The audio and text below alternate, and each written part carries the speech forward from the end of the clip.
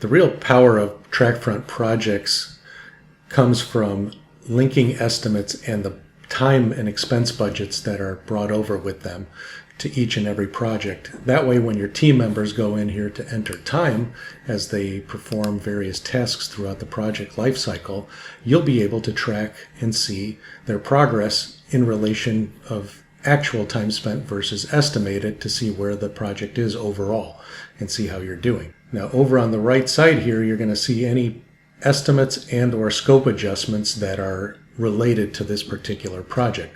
So here we have the original estimate, and you can see that it was approved. Here we have a scope adjustment that was expired by this icon here, so this one was never approved.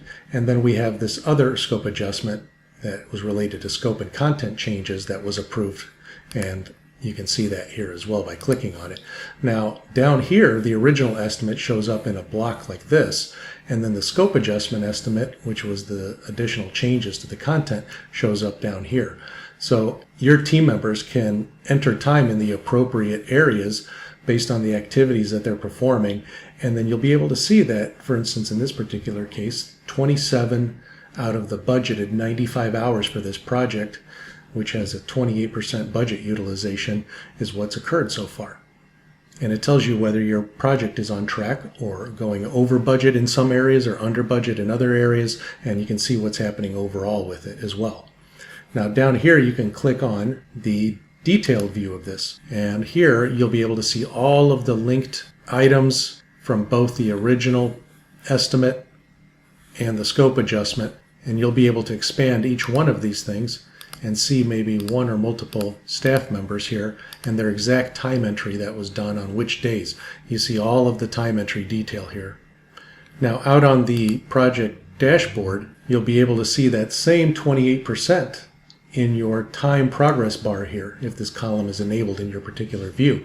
So that way you can see where you're at visually on the project dashboard with not just this project, but any of your other projects that are related or linked to a particular estimate. And you'll be able to see that budget utilization, and you can see where that project is. Any of them that have gone over budget, like these, will show up in orange. This one is 170% of budget. This one is 142% of budget. And then you can dig deeper and see what has happened there and find out, hey, did our team go over budget on accident? Are we spending too much time in certain areas?